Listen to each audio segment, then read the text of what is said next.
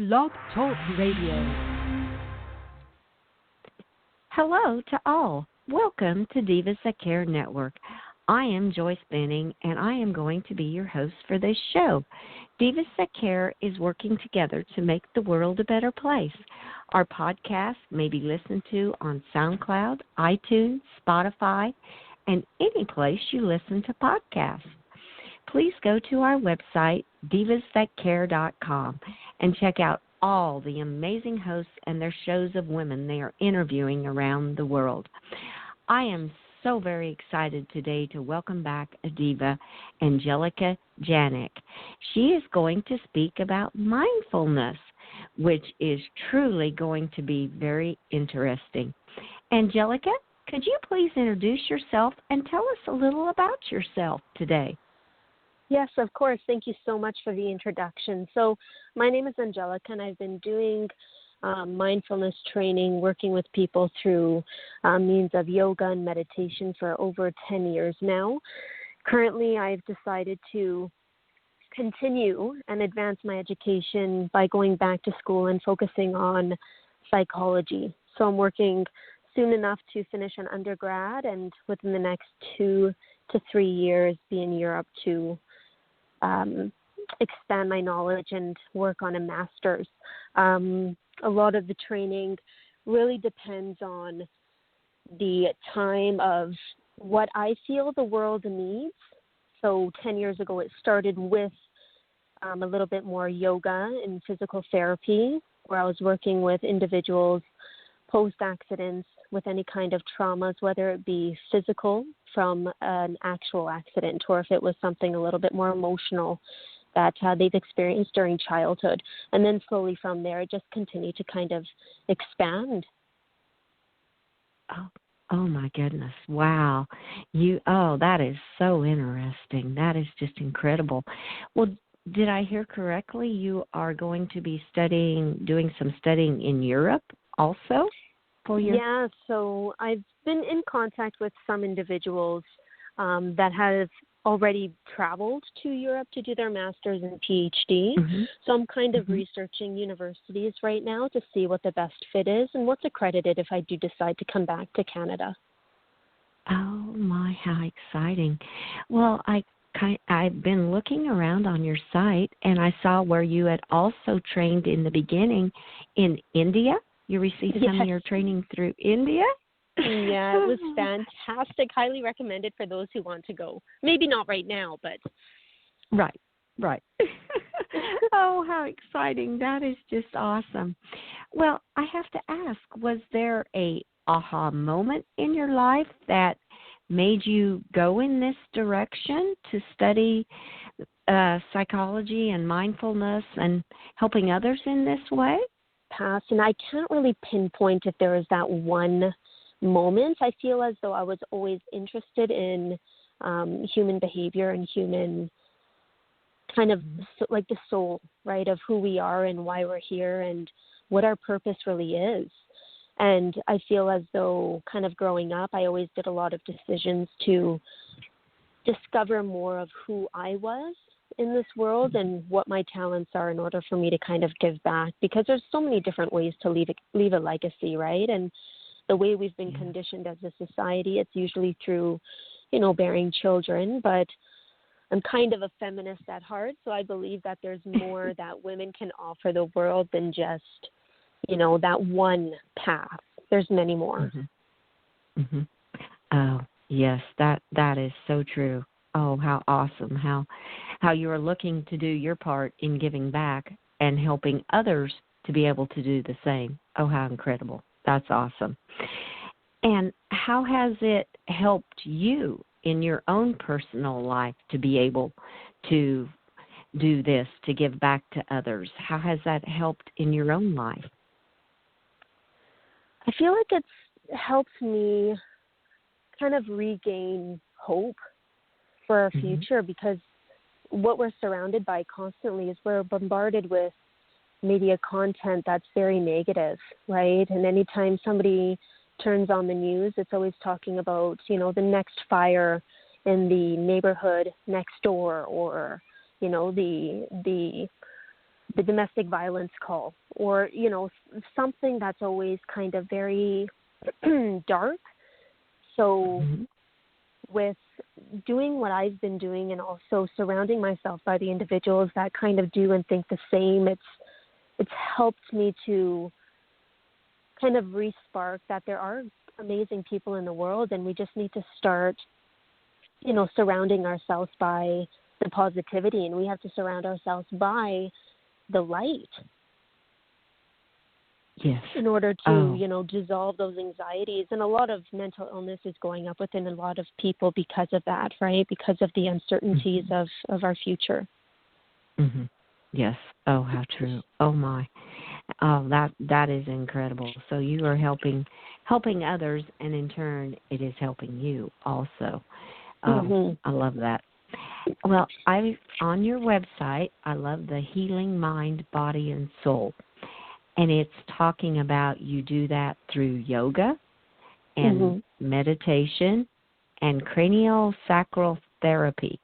Would Yes. you be could you please explain that a little more in detail to our listeners today? Yeah, of course. So cranial sacral therapy is the form of body work. Some people view it as alternate therapy, but it's becoming a little bit more popular and known through empirical research. So it's starting to kind of, reach its point of being part of the massage industry. But anyway, so it uses gentle touch basically on different points and joints of the cranium, and it's to help promote, kind of like as a cure for, how can I put this? It's so hard to try to explain. It's basically manipulating the joints of the cranium. Sometimes the parts of the pelvis as well and spine to treat disease. There's not a lot of research out there yet, but it's slowly getting there. But it's creating that spaciousness, and through the individual that's getting treated on, they're working with the practitioner through using their breath support, known as pranayama in the yoga world. And it's helping to ensure that circulation and regeneration of cells is possible with creating space between those blockages, whether it's something energetic or something more muscular. Mm-hmm. Does that make sense? Wow.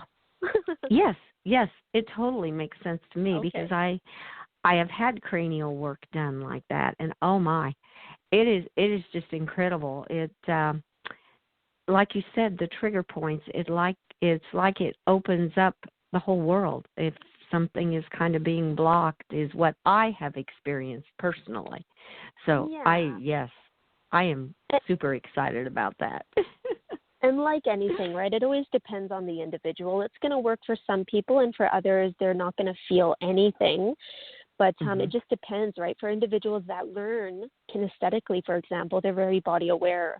They're going to find a huge difference through a few sessions of craniosacral. Yes, I can totally agree with that because my husband's like, I don't feel any different, and I'm like, oh my goodness, it's like my whole world opened up from that. Yeah, exactly. So each one is a little different. Now, you mentioned trigger points. Now, are there trigger points throughout your body that help open up some of the pathways? Yes, I don't know too much about it yet, but things like working with meridian lines, right, in the Chinese medicine, there's trigger points throughout the body. Some of them that I'm somewhat aware of are energetically, right? So in yoga, we talk a lot about the chakras, the 7 points along the spine. In other parts of culture and tradition, they talk about the meridian points that go all throughout the body, right? The body is just filled with ways to tap into that source of secret, right, of what the body is holding, and whether it be trauma or whether it be something ancestral, something of 4 generations ago. There's still so much to learn about in this world, and we're just coming to the surface, right? It's amazing. Oh, yes. Oh, that is so incredible. Well, that just, I mean, everything you're saying just ties into your website. You have healing mind, body, and soul. So you're just healing Yeah. it all together. And your mission statement, I just love that, to guide one's being into equanimity. I'm like, oh my goodness, how fitting. Now, how did you come up with that mission statement in all of your works? What inspired you to make that your mission statement? Well, coming back to the one question that you asked of if there is an aha moment, I Mhm. feel, and maybe I'm speaking for a lot of individuals who kind of experience the same thing, but if it wasn't for a series of events, I don't think I would have come to different types of realization points that I did in my life. So for that mission statement in particular, it was Mhm. 10 years ago when I was in India doing my teacher training, and I was there with the intention to like further my practice. I had no plans to teach. But on graduation day, when my guru, yeah, I'm serious, and my guru gave me a hug and, wished me the best, and he told me, he whispered in my ear to teach. And there's something in his tone of voice and body language that just kind of pushed me to do something that honestly, I was kind of uncomfortable doing because I was very shy. Um, but it was through my own journey, I think, of discovery where that mission statement came to be. Because for me, in order to be a whole person and to show up into the world, it was a balance of all those 3 points of mind, body, and soul. And it kind of, it took me a little bit of edits and rewrites to kind of get that mission statement, but that's really where it came from. Oh, that is so neat. Oh, I love that. And as you said, out of you have to come out of your comfort zone, Oh, and how yeah. critical that is. Sometimes it's so hard to move out of that comfort zone, but it sometimes seems that that's where our journey leads us, is out of that comfort zone to find what we really need to be doing in life. Oh, I that, that is awesome. Well, is who may I ask who inspired you to pursue this? Was there someone in particular that inspired you, or still does inspire you? I would say my family, my parents. When I think Mm-hmm. about the stories that they tell me through, their ancestors, I'm very family orientated. So anytime I do any kind of regrounding or connection or centering, it's always, either outside, connecting to Mother Earth, feeling what is alive within us. And when I think about how I got here, right, and why I'm here, if it wasn't for the stories of my great grandfathers, grandmothers, I wouldn't even come to existence. So it's always coming back to that honoring. And I feel as though when you go through history books and you get to know how bad some of the moments in time once was, and to see the resiliency of people that were so close to you, right? And individuals in our Mm-hmm. world today, what people have to go through. I think that's what's truly inspiring to me, because it's so deep, right? It's part of our cells, it's part of our DNA. Mm-hmm. Mm-hmm. Yes.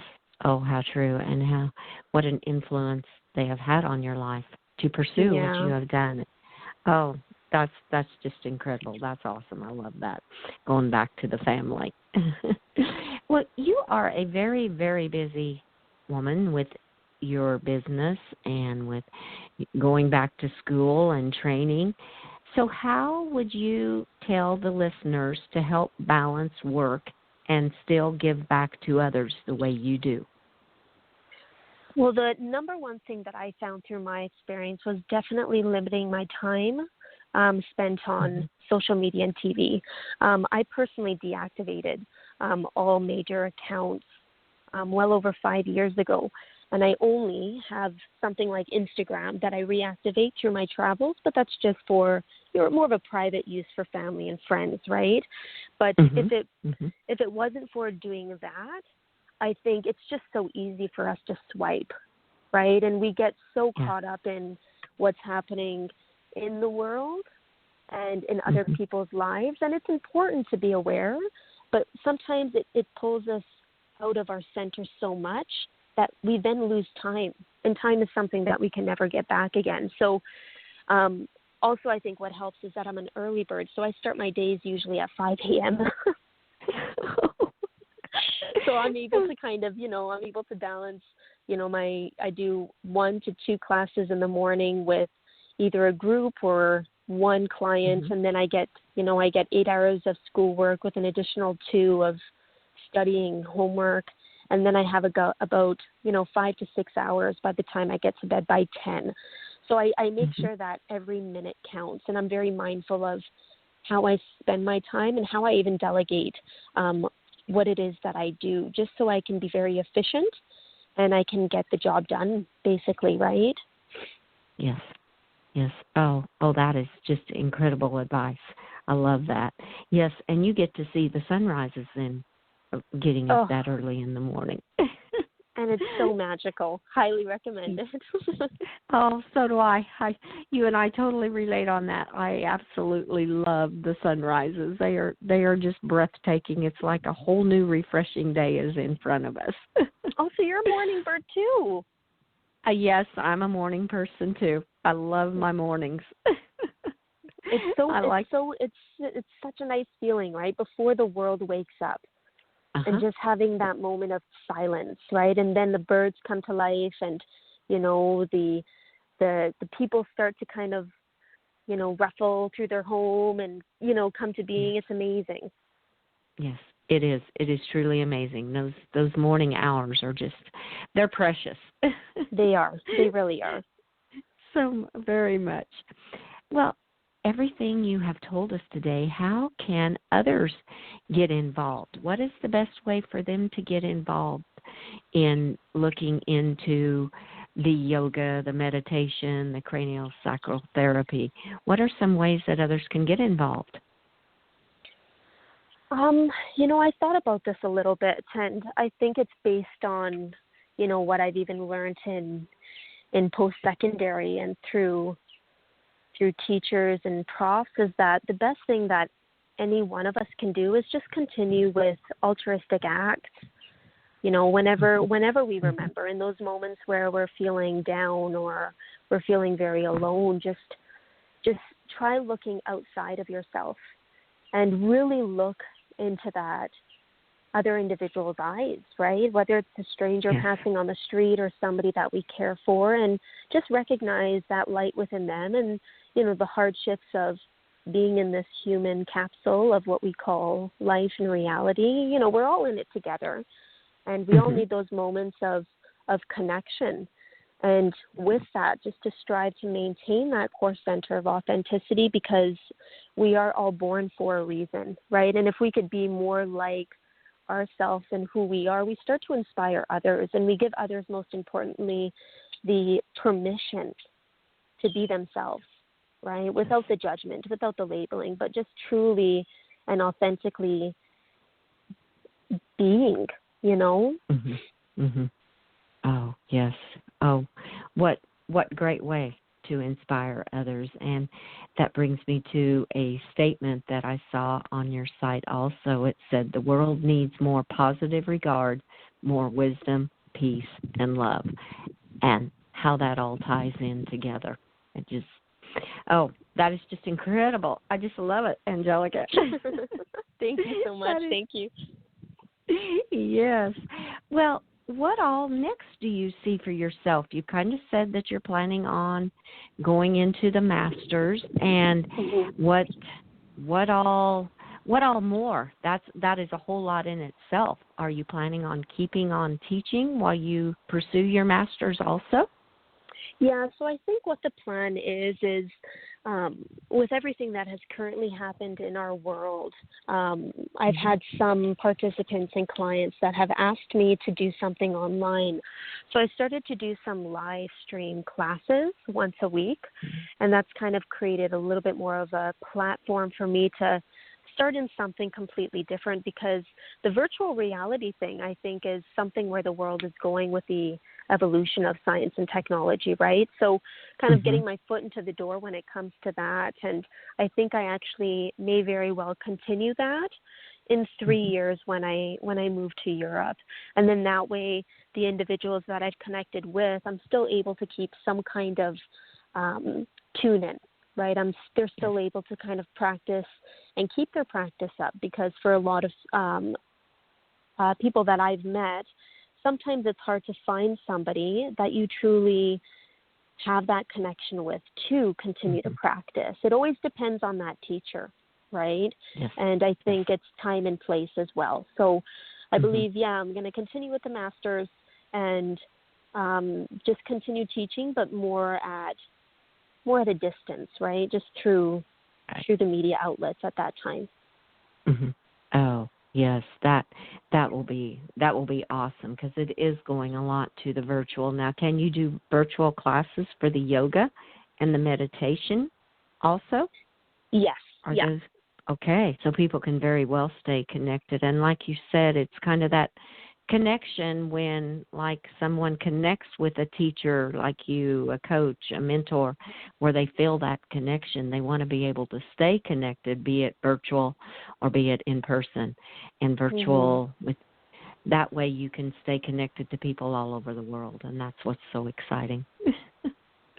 That is really nice. Oh, I love it. Well, you have given us so much information. Do you have any final thoughts, tips, or tools to leave with our listeners today that they can ponder on for the rest of the day from this interview? The only thing that's coming up to my mind right now is just gratitude. And in those moments of, uncertainty, still being grateful for what it is that we have. And this is an opportunity where we can reconnect with some of our values and some of the things that are very important to us, and things that sometimes we don't have time to think about. So with that, I just also wanted to thank you and your team for reaching out to me and connecting and making this call possible. So I'm very grateful for that. Thank you. Oh, thank you. You are so welcome. And we want to thank you so much for being our guest. And we're hoping you will return and keep us updated on your education, your virtual classes, and all the wonderful mindset work that you're doing. So, we truly thank you also. Thank you so much. You are so welcome, Angelica. And we will be posting all of Angelica's social media links to this podcast.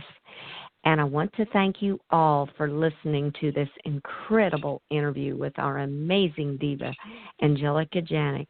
Please share this show with your family and friends, along with telling them they may listen to Divas That Care podcasts on Spotify, Stitcher, SoundCloud, or any place they listen to podcasts. Be sure to check out all the hosts and their shows on divasthatcare.com. Have a fantastic day. Remember, be kind to all. Give your animals a hug and share your love with them. Until next time, stay strong and healthy.